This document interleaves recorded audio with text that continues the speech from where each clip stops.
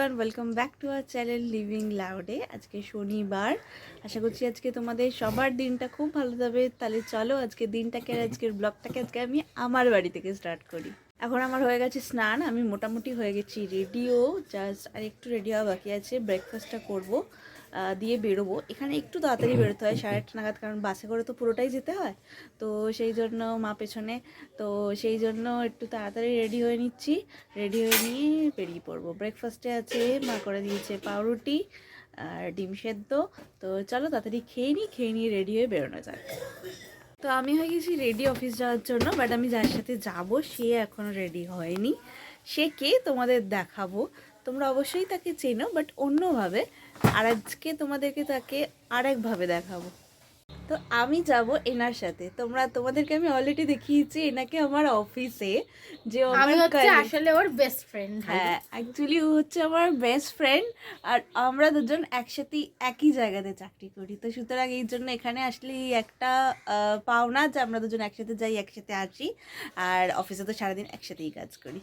তো চলো এখন তাড়াতাড়ি অফিস যাওয়া যাক। এই জাস্ট পৌঁছালাম অফিস, এবার কাজ করে দেন বেরিয়ে কথা হবে। তো এই জাস্ট বাড়িতে ঢুকলাম, এখন 8:15 বাজে। আজকে একটু লেট হয়ে গেল, কালকে 8টার মধ্যেই ঢুকে গেছিলাম। তো তারা বাসটা আজকে খুব ধীরে ধীরে এসছে, সেই জন্য একটু ফুচকাও খেয়ে এলাম, বেশ ভালোই লাগলো। পূজা আর আমি একসাথেই ঢুকলাম। ইন্দ্রাণীর ডাকলাম, পূজা, ওকে আমি পূজা বলেই ডাকি। তো পূজা আর আমি একসাথেই ঢুকলাম। এবার দেখি বাড়িতে একটু ফ্রেশ হয়ে নিই, ফ্রেশ হয়ে নিয়ে সবার সাথে একটু গল্প করবো, কারণ কালকে হয়তো চলে যাব। তো ফ্রেশ হয়ে নিই, তারপর কথা বলছি। তো এখন খাচ্ছি চা, আর এখানে বসে আছে মা। মা আজকে দুপুরবেলা খাবারগুলো খুব ভালো হয়েছিল, ভালো খেয়েছি আজকে পূজার আমি দুজনে একসাথে। চা টোস্ট বিস্কুট বল। এই তো তোমাকেই দেখাচ্ছি, চা টোস্ট বিস্কুট খুব ভালোবাসে খেতে চা দিয়ে, তাই মা দিয়েছে। এখন এমনিতে সেরমভাবে তো চা খাওয়া হয় না, বা অফিসেই কফি খাওয়া হয়, চা খাওয়া হয় না, তাই একটু ঘরে এসে চা খাচ্ছি।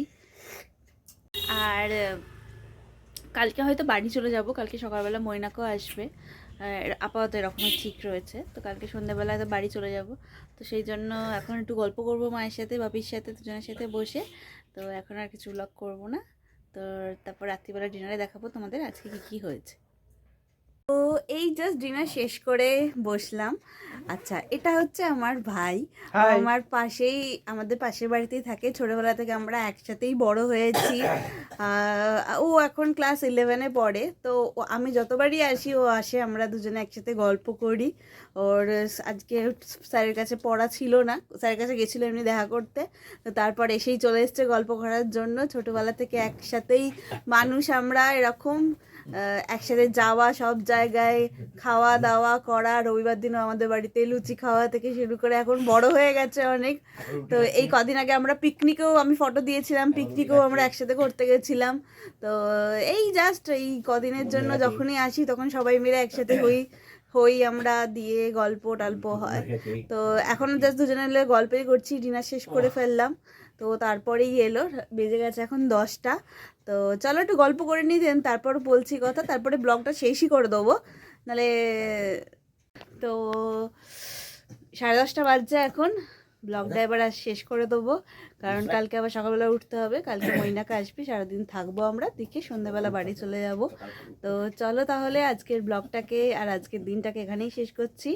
আশা করছি তোমাদের সারাদিন আজকে খুব ভালো গেছে, আমাদেরও সারাদিন আজকে খুব ভালোই গেছে।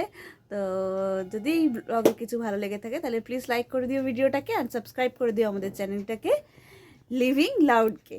অবশ্যই সাবস্ক্রাইব করো। আবার কালকে নতুন ব্লগে দেখা হবে, ততক্ষণের জন্য tata, bye bye and good night.